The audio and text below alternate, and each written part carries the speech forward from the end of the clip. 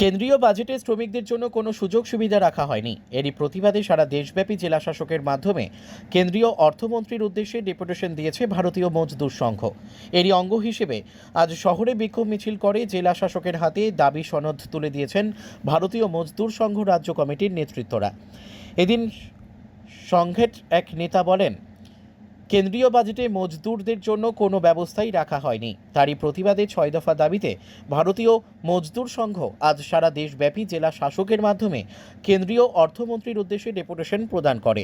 এরই অঙ্গ হিসেবে ভারতীয় মজদুর সংঘ রাজ্য কমিটির নির্দেশ অনুসারে রাজ্যের সবকটি জেলার সাথে তাল মিলিয়ে পশ্চিম জেলা কমিটির উদ্যোগে জেলা শাসকের হাতে দাবি সনদ তুলে দিয়েছে প্রতিনিধি দল।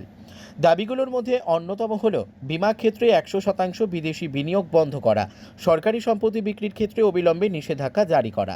আমাদের পিপিএফ 95 এবং ইএসআইসি অন্তর্ভুক্ত যারা কর্মচারী আছেন তাদের বেতন বৃদ্ধি এবং ন্যূনতম পেনশন 5,000 টাকা করার প্রশ্ন। এখানে যারা ইপিএফ 95-এ অধীনস্থ কর্মচারী আছেন তারা 21,000 টাকা পাচ্ছেন, আমরা তার 15,000 টাকা পাচ্ছেন। তাদের বেতনক্রম যাতে 30,000 টাকা করা হয় তারা আমরা মাননীয় ডিএম বরাবরে দেশের অর্থমন্ত্রী শ্রীমতী নির্মলা সীতারামনজির কাছে আমরা স্মারকলিপি পেশ করব। এবং শুধু রাজ্য নয়, আজকে ভারতবর্ষের প্রত্যেকটি জেলা থেকে আমরা এই ডেপুটেশনের মাধ্যমে মাননীয় অর্থমন্ত্রীর দৃষ্টি আকর্ষণ করছি এবং আমাদের এই দাবিগুলি যাতে অচিরেই পূরণ করা হয় তার জন্য আমরা আশাবাদী। এবং এই উপলক্ষে আজকে আমরা মাননীয় জেলাশাসক পশ্চিম ত্রিপুরার কাছে আমরা ডেপুটেশন দিচ্ছি।